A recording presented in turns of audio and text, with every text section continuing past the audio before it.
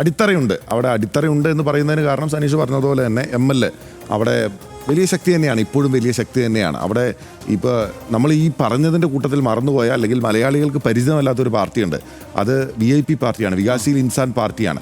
അത് അവിടുത്തെ മത്സ്യത്തൊഴിലാളികൾക്കിടയിൽ പ്രത്യേകിച്ച് സാഹ്നി വിഭാഗത്തിൽ ഒക്കെ വലിയ സ്വാധീനമുണ്ട് എന്ന് കഴിഞ്ഞ തവണത്തെ തെരഞ്ഞെടുപ്പിൽ കാണിച്ചു. അങ്ങനെയാണ് ഇപ്രാവശ്യം അവർ ചേർത്ത് നിർത്തുകയും സീറ്റ് കൊടുക്കുകയും ഇല്ല, ഒന്നുമില്ല, സംഭൂജിതരായിപ്പോയി.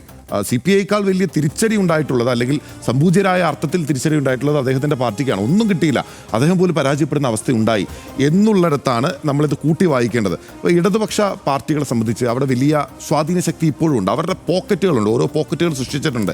അവിടെ സനീഷ് പറഞ്ഞതുപോലെ RJD കഴിഞ്ഞാൽ ഏറ്റവും വലിയ സംഘടന അടിത്തറയുള്ള മഹാസഖ്യത്തിലെ പാർട്ടി എന്ന് പറയുന്നത് കോൺഗ്രസ് അല്ല, അത് ML ആണ്. MLന് അവിടെ വലിയ ജനക്കൂട്ടമുണ്ട്. ജനക്കൂട്ടമല്ല, അവർക്ക് കൃത്യമായ സംഘടനാ സംവിധാനമുണ്ട്. കോൺഗ്രസ് അവിടെ ജനക്കൂട്ട പാർട്ടിയാണെങ്കിൽ സംഘടനാ സംവിധാനം കൃത്യമായിട്ടുണ്ട്. അടിത്തട്ടിൽ പ്രവർത്തകരുണ്ട്, വിദ്യാർത്ഥികളുണ്ട്, കോളേജ് ക്യാമ്പസുകളിൽ അവരുടെ വിദ്യാർത്ഥി സംഘടനകളുണ്ട്, യുവജന സംഘടന വളരെ ആക്റ്റീവാണ്. നമ്മളുടെ നേതാവുണ്ട് എന്ന് പറയുന്നത് വളരെ ഫെമിലിയർ ആയിട്ടുള്ള മുഖമാണ്. ദീപാങ്കർ ഭട്ടാചാര്യ. നമ്മളിപ്പോൾ ഇവിടുന്ന് പറയുമ്പോൾ നമുക്ക് CPM CPI എന്നുള്ളതാണ് ഇവിടുത്തെ പിക്ചറെങ്കിൽ അവിടെ ML ആണ് ഏറ്റവും പ്രധാനപ്പെട്ട ഇടതുപക്ഷ പാർട്ടി എന്ന് പറയുന്നത്. MLൻ്റെ കൂടെയാണ് ബാക്കിയുള്ള ഇടതുപക്ഷ പാർട്ടികളെല്ലാം തന്നെ നിൽക്കുകയും ചെയ്യുന്നത്.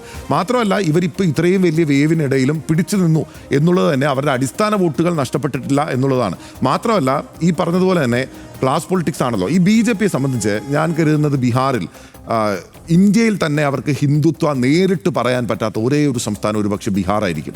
കാരണം ഏക്കില്ല, കേരളത്തിൽ പോലും അവർക്ക് ആ ഹിന്ദുത്വ ഐഡിയോളജിയെ രഹസ്യമായോ പരസ്യമായോ പറയാൻ സാധിക്കുന്നുണ്ട്, പറയുന്നുമുണ്ട്. അവർ മറ്റെല്ലാ സംസ്ഥാനങ്ങളിലും സാധിക്കും, പക്ഷേ ബീഹാറിൽ അത് ഏൽക്കില്ല. കാരണം എന്തുകൊണ്ടാണ്?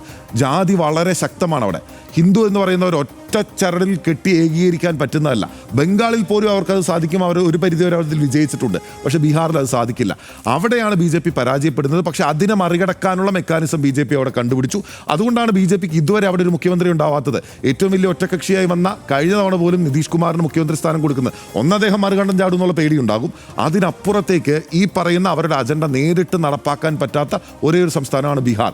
അവിടെ ഇപ്പോഴും പിടിച്ചു നിൽക്കാൻ ഇടതുപക്ഷ പാർട്ടികൾക്ക് പറ്റുന്നുണ്ട്.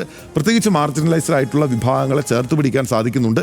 അത് ഈ തെരഞ്ഞെടുപ്പിൽ കാര്യമായ രീതിയിലുള്ള സീറ്റ് നഷ്ടം ഉണ്ടായെങ്കിൽ പോലും വോട്ട് ശതമാനത്തിൽ വലിയ കുറവുണ്ടായിട്ടില്ല. അപ്പോൾ ഇടതുപക്ഷ പാർട്ടിയുടെ പ്രവർത്തകർ അങ്ങനെ അല്ലെങ്കിൽ ആ രാഷ്ട്രീയധാരയുടെ പ്രവർത്തകരും നിരാശരാകേണ്ട ഒരു ഫലമല്ല ഉണ്ടായിട്ടുള്ളത്.